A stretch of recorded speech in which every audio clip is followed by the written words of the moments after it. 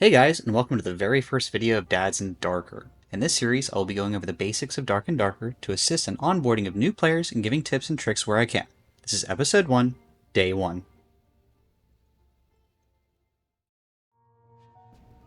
So you've decided to try Dark and Darker.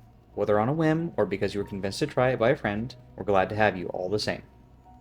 This game can be grueling and extremely punishing for the uninitiated, but hopefully I can help. Whether on Steam or the Iron Mace launcher, your first page when starting up the game will be the class selection screen.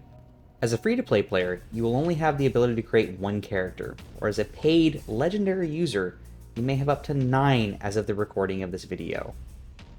From here, click the character creation button on the bottom right corner of the screen and you will be greeted by the 9 classes in this dungeon.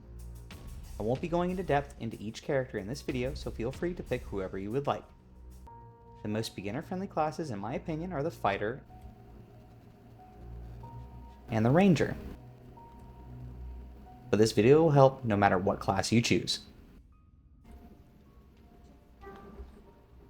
Now that you've created your character and given them a fitting name, you'll find yourself at the pre-game lobby table. The first thing I would recommend is going to the quest log and accepting all quests.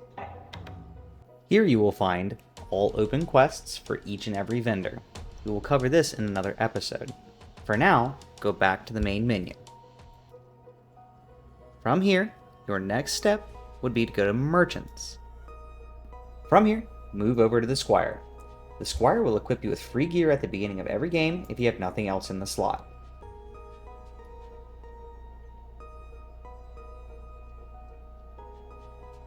At the beginning of the game, you won't have access to much armor. I recommend equipping whatever you can. In order to do so, simply roll over to a singular piece of armor and left click it. This will introduce it into the slot. Now repeat this with each piece of armor.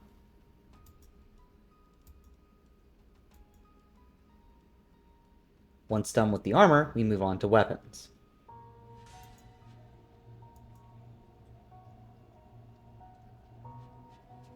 Before clicking off this page, ensure that you hit Set Base Gear. This will lock in our selection. After your selection has been locked in, please click Equip Base Gear. This will equip the base gear that we have selected. Now that you've got some weapons and armor equipped, I'd recommend equipping your healing items. I would start with the healing potion. Place this in the top left corner. Secondarily, the bandage. And finally, the potion of protection. I choose this order because as you pick up items in the dungeon, they will be equipped into this slot first. Next, utility items. Always ensure that you have a torch. Next, seeing as this is a ranger, we want to ensure we have a hunting trap. And lastly, never forget your campfire kit. Some classes will have to prioritize equipment over healing items. The two I always recommend to prioritize are the campfire and the healing potion, as these are the most expensive to purchase. Don't forget from here to hit Set Base Gear and equip. As you can see, it's now in our inventory. In the future, you may want to move some stuff around. Dequip by pressing right on the mouse. Don't forget to equip some new armor before you start it up again. With a new armor in slot, press Set Base Gear again, and equip. As you can see, it changed. Squire gear is low-level gear, and therefore I will not be doing builds at this time. However, in a later video, I will be showing the best in slot for each class from the Squire at the very beginning and at high level.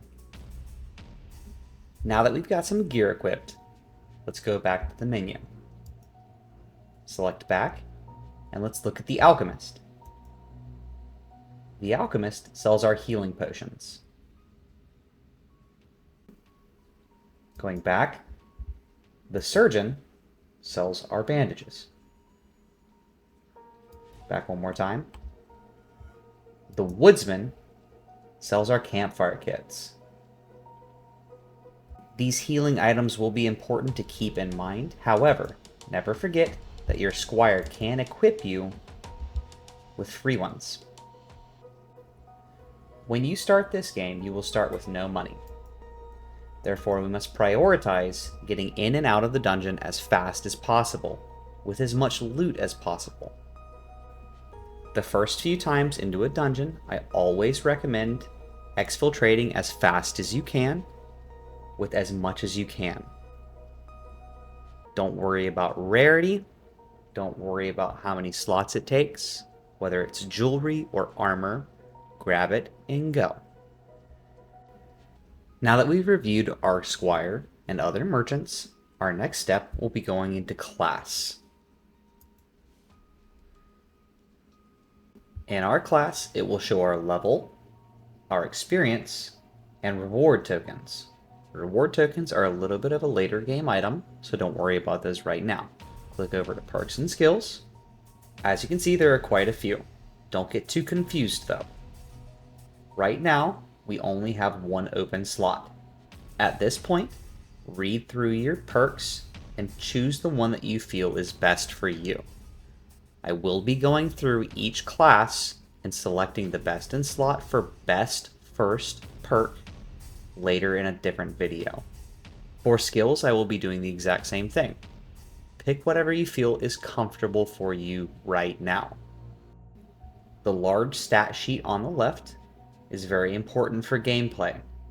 However, it's not very important for your first time playing. I will cover this in a later video.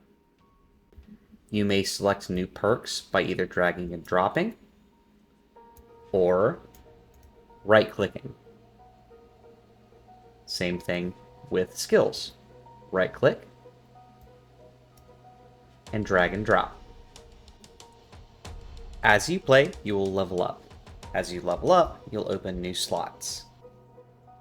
At the very beginning of the game, you have to prioritize money and levels. In order to prioritize money and levels, you have to escape. You will always get more experience from escaping the dungeon than you would be dying just to get a little bit more loot. Escape with what you have. Next, we will be reviewing different types of escape routes.